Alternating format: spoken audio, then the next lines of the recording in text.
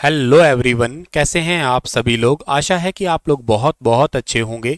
आज है 5 जुलाई और 5 जुलाई 2024 के हरियाणा करंट अफेयर इस पर्टिकुलर वीडियो में हम लोग पढ़ने वाले हैं। आप सभी प्यारे बच्चों को राधे राधे। आइए सेशन की करते हैं शुरुआत। अगर आप लोग सीईटी मेंस के एस्पिरेंट हैं, सीरियस एस्पिरेंट हैं, तो आप स्टार आईक्यू एप्लीकेशन पे विजिट करिएगा। लास्ट बैच नाम से आपको बैच मिलेगा। इस बैच को आप लोग बाय कर सकते हैं। वेरी इंपॉर्टेंट है for your exam. Complete comprehensive study आप लोग कर सकते हैं इस पर्टिकुलर बैच से। हरियाणा का कौन सा जिला सुराही यानी कि पतली गर्दन का जो घड़ा है ना उसके लिए प्रसिद्ध है। ये सवाल मैंने आपसे कल पूछा था। इसका ठीक जवाब आपने मुझे दिया है झज्जर। बिल्कुल सही जवाब है। झज्जर की स्थापना वैसे हुई थी 15 जुलाई को।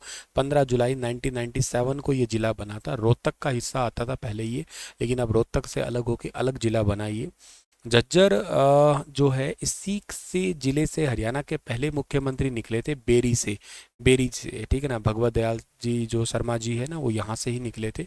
तो ए ऑप्शन इस पर्टिकुलर क्वेश्चन का सही था। कुछ बच्चों ने तो डिटेल से भी जवाब दिया है, ये बड़ी अच्छी बात है। एक तो सीधा आंसर कर देना ए या झज्जर, एक होता है पूरा डिटेल से लिखना। तो कोशिश किया करें जो मैं सवाल पूछता हूँ उसके बारे में डिटेल से लिखना। जैसे मान लो ये झज्जर डिस्ट्रिक्ट है, अब इसके मेले बता सकते थे आप, इसके अर्थव्यवस्था के बारे में बता सकते थे, यहाँ के रिलेटेड जो न्यूज़ है वो बता सकते थे, यहाँ के कोई इंपॉर्टेंट पर्सन है वो बता सकते थे। इससे तुम्हारी चीज़ें रिवीजन में आती है। कोई और कमेंट पढ़ता है तो भी बड़ा ठीक लगता है। मैं पढ़ूँ कमेंट तो मुझे बड़ा ठीक लगता है कि हाँ यार, बच्चे ने बड़ी मेहनत की है। अगर पढ़ ही रहे हो तो थोड़ा ये तरीका होता है चीज़ें याद करने का, है ना। कोशिश करना अगर कर सको तो ये चीज़ें भी। हरियाणा के जिले में किस जिले के अंदर, ठीक है ना, हरियाणा के किस जिले के अंदर फल व सब्जियों का उत्कृष्टता केंद्र सेटअप होगा। Centre of excellence for fruit and vegetable to be set up in Haryana district. Haryana district के अंदर जो सेंटर सेटअप होने वाला है वो कहाँ पे होगा? वो होगा आपका पंचकुला के अंदर। ऑप्शन नंबर इस सवाल का ठीक रहेगा, सी वाला ठीक रहेगा। पंचकुला के अंदर फल और सब्जियों का उत्कृष्टता केंद्र है वो सेटअप किया जाएगा। इसके लिए हरियाणा और इंग्लैंड के बीच में अभी रिसेंटली एमओयू यानी कि मेमोरेंडम ऑफ अंडरस्टैंडिंग बोले तो समझौता हुआ है। इस सेंटर ऑफ एक्सीलेंस में हरियाणा के किसानों की फल और सब्जी जो है ना, इनका सही रख रखाव किया जाएगा। यह सेंटर 2026 तक बन के तैयार हो जाएगा। सेंटर ऑफ एक्सीलेंस का मतलब ही है कि यहाँ पे जो ये जैसे इंग्लैंड की बात कर लो या कोई भी और देश की बात कर लो, ये बेसिकली फल और सब्जियां लंबे टाइम तक फूड को सेफ रखने के लिए सेंटर तैयार किया करते हैं। इसमें इनका लंबे टाइम तक सब्जियां फल है वो सही तरीके से स्टोर पड़ी रहती है। आजकल आप जिनको कोल्ड स्टोर कहा करते हैं, लेकिन ये सेंटर जगह जगह पे है नहीं एक्चुअली, और इनको भी अपग्रेडेड टेक्नोलॉजी की नीड होती है। तो ये अपडेटेड टेक्नोलॉजी के साथ में बेसिकली हरियाणा और इंग्लैंड के बीच में एमओयू हुआ है, जिनके लिए सेंटर ऑफ एक्सीलेंस बनाया जाएगा। इसमें लंबे टाइम तक किसानों की फसलें हैं वो ठीक ढंग से स्टोर रखी जा सकेगी। आज जब बेमौसमी फसलें बेचा करते हैं तो उसका थोड़ा भाव बढ़ जाता है। जैसे फॉर एग्जांपल के लिए अभी समय सेब का नहीं है, ठीक है ना, लेकिन अब आप सेब लेने जाओगे तो आपको बहुत महंगा मिलेगा। अब आम का सीज़न चल रहा है, आम अब ठीक है आपको सस्ते मिलेंगे, लेकिन यही आम आप दिसंबर में लेने चले जाओ तो आपको ये बहुत महंगे मिलेंगे। तो इस तरीके की जो आपको दूसरे समय पे गैर समय पे सब्जियां फल मिलते हैं, ये कोल्ड स्टोर के या ये ऐसे सेंटर के ही होते हैं। और डिमांड तो लोगों की चलती रहती है। तो इसी करके ये centre of excellence new technology का सेटअप होने वाला है पंचकुला में। पंचकुला में वैसे आम से याद आया, आम मेला भी लगता है और वो अभी इन्हीं दिनों का ही है, अभी जुलाई में लगने ही वाला है समझिएगा। सो वेरी इंपॉर्टेंट है, आम मेला लगता है हर साल पंचकुला के पिंजौर गार्डन में, यादवेंद्र गार्डन। वैसे उसकी स्थापना फिदई खान ने की थी, जो औरंगजेब के पालक भाई थे, लालन पालन करने वाले भाई थे। और अभी इस गार्डन को जो पूरा किया था ना, वो पूरा किया था महाराजा यादवेंद्र ने। तो इसको आप जरूर याद रखना, 15वीं शताब्दी का गार्डन है ये पिंजौर गार्डन। इसके अलावा हरियाणा में सड़कों की गुणवत्ता के सुधार के लिए भी अभी एक रिसेंटली न्यूज़ आई है सामने की लगभग 1425 सड़कें हैं उनको सुधारा जाएगा। और लगभग इन पे 2750 करोड़ रुपए का खर्चा किया जाएगा।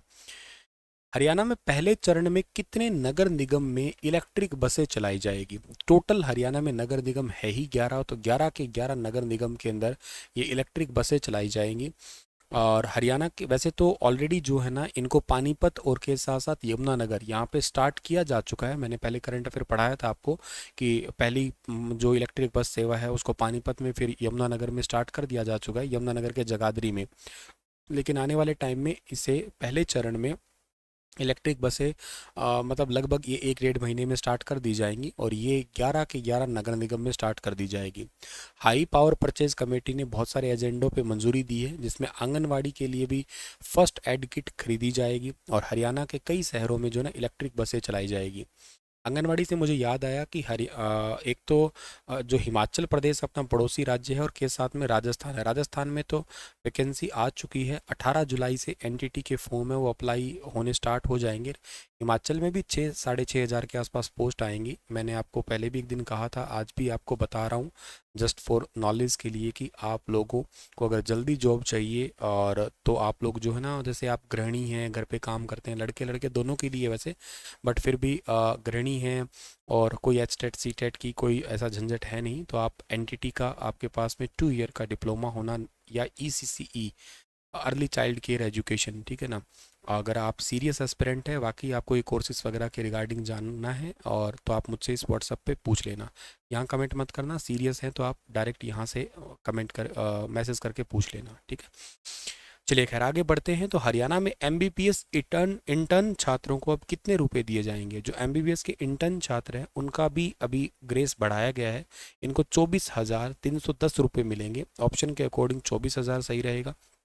पंडित भगवत दयाल शर्मा स्वास्थ्य विज्ञान विश्वविद्यालय रोहतक से अभी रिसेंटली संबंध जितने भी सरकारी और प्राइवेट एमबीबीएस इंटर्न के लिए स्टाइफंड में 43% की इंक्रीमेंट किया गया है और इनको अब 24,310 रुपये मिलेंगे इंटर्न वालों को।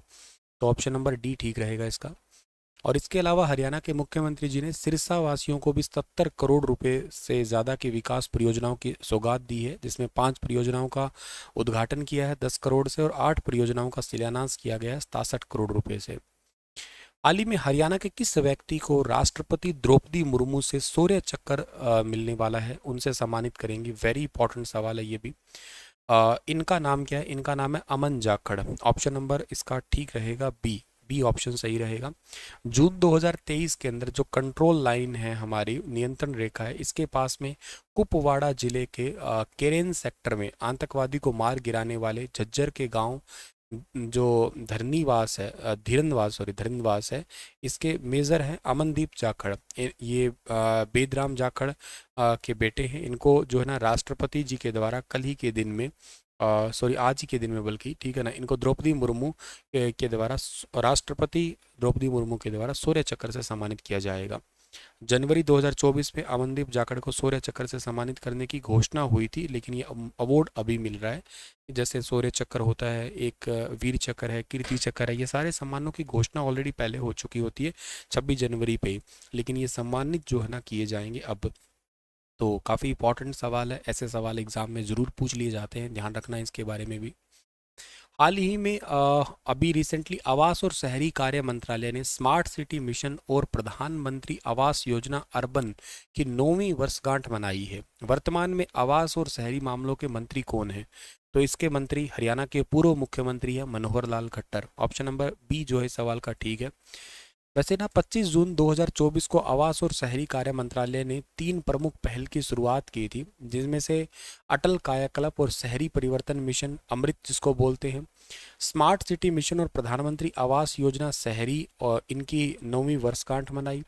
इसके अलावा अमृत की अतिरिक्त सचिव श्रीमती टी थारा और पीएमएवाई शहरी के संयुक्त सचिव कुलदीप नारायण समेत बहुत सारे अधिकारी इसमें शामिल थे।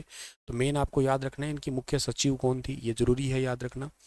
प्रधानमंत्री आवास योजना जो अर्बन है ना, इसके तहत इस बार 1 करोड़ घर बनेंगे, 1 करोड़ लोगों को घर बना के दिए जाएंगे। और जो एक रूरल गांव वाली जो है ना, इसके तहत कितने बनेंगे? इसके तहत 2 करोड़, मतलब टोटल प्रधानमंत्री आवास योजना के तहत 3 करोड़ लोगों को घर दिए जाएंगे, तो ये याद रखना। इसके अलावा इसका उद्देश्य यही है, लोगों को पक्के घर उपलब्ध करवा के देना। लगभग 1.6 लाख करोड़ रुपए की लागत से 8,000 से ज़्यादा परियोजनाओं के माध्यम से 100 शहरों को बदल दिया गया है इसी योजना के चलते हुए। आवास और शहरी मामलों के जो मंत्री है, ministry of housing and urban affairs जो है, इस डिपार्टमेंट के मंत्री मनोहर लाल खट्टर है। निर्वाचन क्षेत्र इनका हरियाणा करनाल ही है। इसमें राज्य मंत्री कौन है? तोखन साहू, जो कि बिलासपुर छत्तीसगढ़ से इनका निर्वाचन क्षेत्र है। ये दोनों ही चीज़ें बड़ी इंपॉर्टेंट है, जरूर याद रख लेना आप लोग एग्जाम के लिए। चलो जी, आज का सेशन इतना ही है। आपके लिए सवाल छोड़ रहा हूँ कि हरियाणा का कौन सा नृत्य शिव और पार्वती को समर्पित है? बताना जरूर इसके बारे में आप लोग मुझे। Thank you so much. Stay happy, stay healthy. Radhe Radhe.